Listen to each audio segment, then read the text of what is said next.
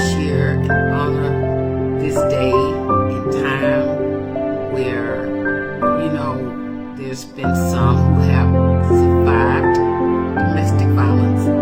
There's some who didn't survive domestic violence. And there are those who are still involved in domestic violence. And I don't like to just throw anything out there. I'm very cautious when I do things, and I honor different days. And when I talk about cautiousness, I want to make sure that I do it, whatever that I'm going to do to honor such a time as this and other times, to make sure that I'm not just rambling, but I'm giving you something to think about. And through the years, I've shared with y'all, I worked 10 years as a legal advocate, years of judicial training, 7 years on the criminal side, 3 years on the civil side of it. And I can tell you that domestic violence has an everlasting impact. And we can't go back and undo what has been done. But we can continue to educate and make others aware of the impact that this has without screaming and hollering at each other, but letting each other know that it's not right to hurt someone, and it's not right to just want power to control someone, but to be totally aware that it does happen, as well as from young women to young boys, to older women to older men, whatever the age group, socioeconomic background is, it happens in both genders. And in my years as a legal advocate in and out of courts, and down at the state capitol, just fighting for the rights of women and those who have been involved in these cases of domestic violence. And one of the things that I was a part of was fighting for the Violence Against Women Act to stay in place, to make sure that we stay in front of this thing.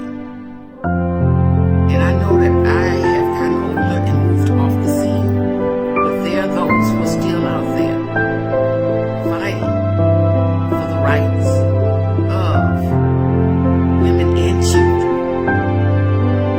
And as I said earlier, and the numbers may have changed since my time, but statistical data show that 95% of those who received domestic violence against them were women, and 5% were men.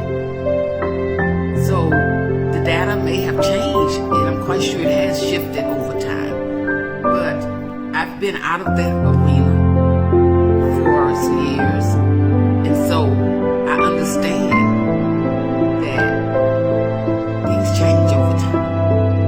But I also understand is that there's still a need to fight for the cause, because we have things that we call generational cycles that must be broken. People live in homes where that exists, and many young girls and many young boys see it as being validated because it was done in the home. So we have to educate them that that's not how you treat someone. You never treat someone in a manner that you're telling them that you love them, but at the same time you're hurting and destroying them. It's not right, and it will never be right, and it doesn't matter who it is. If it's a family member, if it's a friend, even if it's a stranger, somebody that you know is being impacted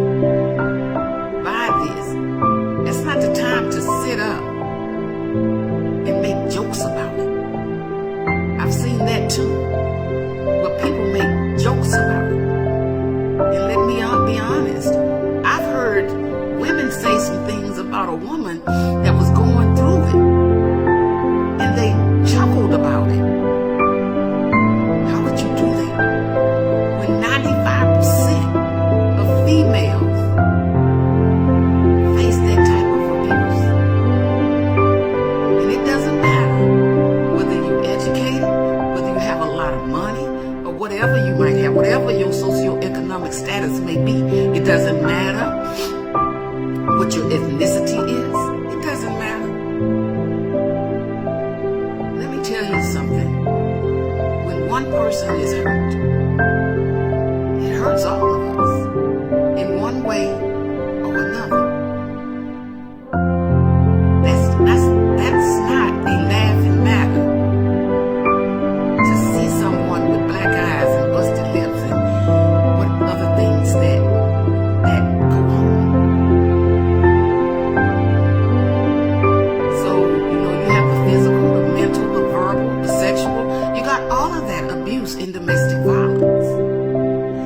So, that's something that's dear to my heart. It may not be to many, but in my heart, it's dear to me. It's close to me. I've seen it in my own family unit. And let me tell you, it doesn't feel good. I don't know of a family unit that hasn't been touched by it one way or the other. But I worked with parents of murdered children. And I'm not just talking about teenagers. I'm talking about even males who lost their lives due to domestic violence. Parents of a female and parents of a male. You can't discriminate against that. It happens on both sides. Look at your statistical data. It happens on both sides. So when you talk about it, you have to discuss it in a manner that's not biased, swaying in one direction. And please don't joke about it. Because if you haven't been through it, you should see yourself as being blessed, fortunate, lucky, whatever word that you would use. Because it's not something that's good for anybody. And it's surely not something to joke about. Back then I was younger. I was running all over the courthouse. Sometimes it was like case after case in different courtrooms. So, keep in mind as you think about this month, think about, what kind of impact do you really want to have on this month for these individuals who, once again, has either lost their lives to it, or they're in it, or they survived it and got out of it. But the impacts are still there. It doesn't matter.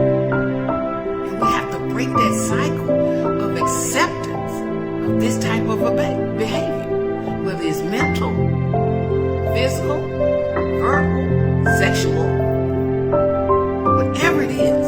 Don't find it funny, because it's not a laughing matter. It's really not. I worked it. I looked those victims in the face. I looked those parents in the face that will never see their children again. Their lives were taken. I saw them in that circle. And I'll never laugh at something like that, because it's just not funny.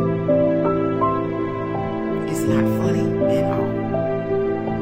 And so I just want y'all just to as you go through the month of October, and it's also Cancer Awareness Month. There's a lot going on. People are surviving all kinds of things. So before I get off here, I'm just going to say, take some time to meditate on loved ones that you may have a heavy heart for in domestic violence, that you've lost, or they're still going through it, or they survived it. And then those who lost family members are still going through cancer. I lost my late husband. I lost my mom and my dad. I lost my brother to it, my youngest brother. I mean, this cancer thing doesn't stop.